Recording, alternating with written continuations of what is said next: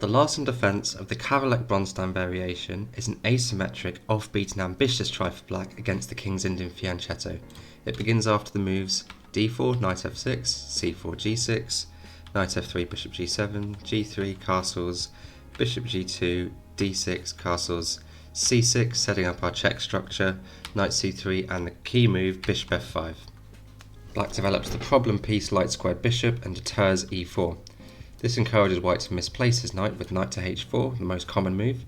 We play bishop e6, trying to provoke d5 and block the centre. White can, instead of playing d5, play b3 to support c4, and we now go d5 ourselves. If white still refuses to take and goes queen to d3, we can play the typical move, knight a6, threatening knight b4.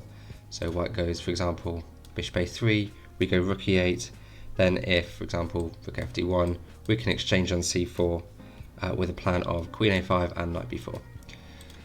So if instead white captures on d5, we recapture with the pawn with a simple plan of knight c6, rook c8, maybe h5, queen d6, just simple development down the line, and reactivating our bishop with f5 once this knight's gone back to f3. So a very simple, clean game for black. So after bishop e6, white's most common move is d5, blocking the centre, allowing us to open the c-file with a pawn trade and moving our bishop back to d7. Our long-term plan in this position is queen a5, knight a6, activating the queen side. This allows us to bring our rook from the f-file to c8, then if our queen ever needs to retreat, the d8 square is free for it. Meanwhile, white will try and play bishop e3 and d4 to blunt the influence of this dark square bishop, causing a trade in the event that we ever go knight g4 to e5, for example. White may also play h3, very typical move in these kind of positions to stop knight g4. And white will also go a3 and b4 to kick our queen back. But by the time they've done that, we will have our rook on the c-file, our knight will be well on its way to b5 to exchange off a pair of knights, and so black's position is fine here. But let's go through a line to demonstrate this. So most common move for white is bishop e3, aiming to go to d4 and blunt our dark square bishop.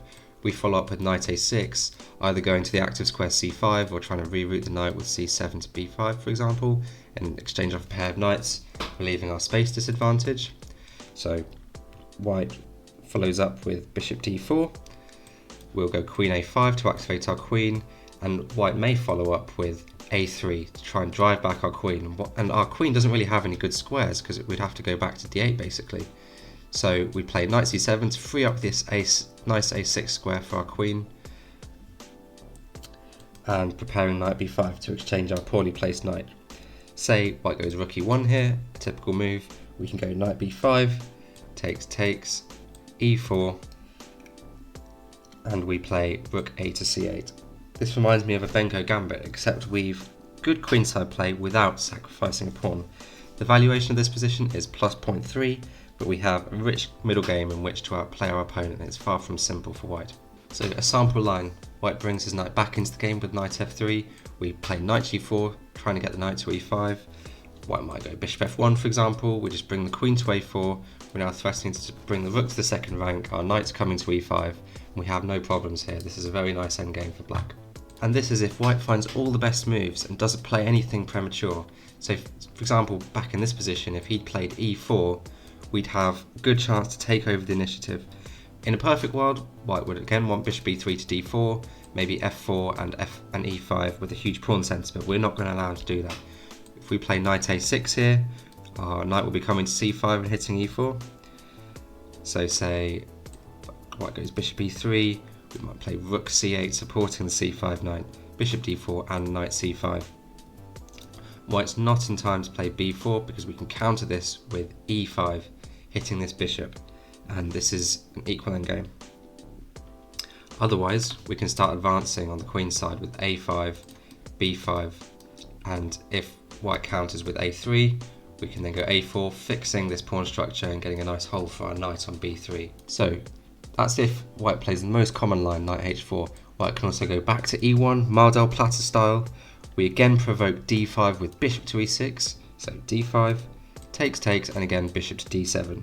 White now has this additional interesting plan of knight d3, covering a lot of the key squares in the centre. We again go knight a6, planning knight g4 to e5 to exchange a d3 knight. So white typically goes h3 here. We can go queen to c8, gaining a tempo on this pawn, so white has to go king to h2. We can now play b5 and get the queenside pawns rolling. We're planning b4 if white allows it, but if he's going to play a3, so we're going to go knight to c5, and again a5, a4 with the idea of knight b3 is very strong here.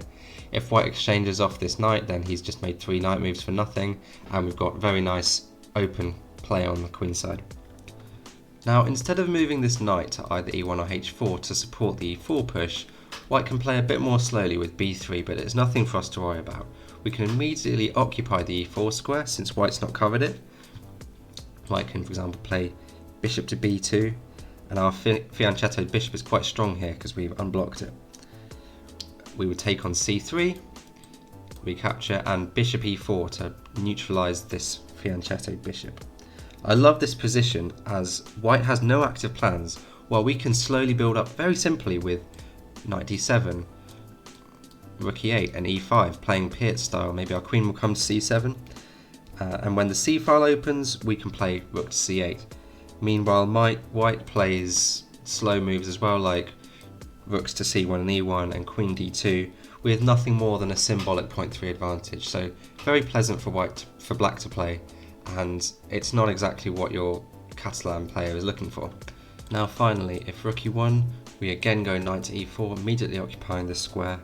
White's best move is probably queen b3, hitting this pawn, but we capture on c3, and then we play queen b6. Whenever white plays queen b3 in this line, queen b6 is always a good move, because the position after this trade is good for us. We get activity on the semi-open a file, and this pawn is not easy to attack.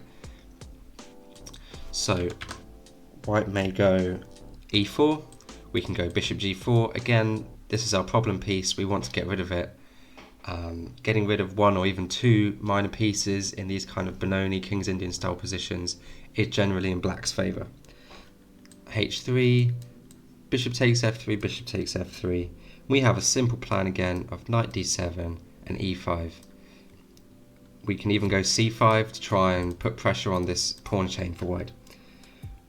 At this point we can either exchange queens or return to c7, either is fine, and we can play like a Czech Benoni or Piet structure. Again, white's advantage of plus 0.4 is very difficult to prove, and his double bishop advantage is not very relevant because it's such a close position. So, in summary, the last variation of the Kavalek-Bronstein defence, which is defined by this move bishop f5, is a solid line which creates complex middle games and gives you scope to outplay your opponent. It's off the beaten path, so the theory load is light, and often as black you will get the initiative. So the 60-second plan summary: if white goes knight to h4, we will always go bishop e6, provoking d5, takes and bishop d7. White plans bishop e3 and to d4, playing e4 and eventually a3, b4 to kick our queen back. We will counter this with knight to a6 and queen a5, and then either knight to c5 or c7 into b5 to exchange off this pair of knights. Down the line we can play Benko style with knight to g4 and e5. If knight to e1, we again go bishop to e6, d5 takes and bishop d7 is quite similar. If queen b3, queen b6 is always good because we favour this exchange.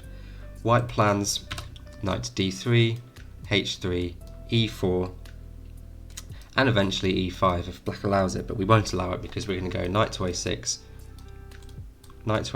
queen to c8, and b5, getting these a and b pawns rolling as quickly as possible. We'll also play knight to c5, and eventually a5, a4 once we've moved the queen out of the way to get some counterplay on the queen side.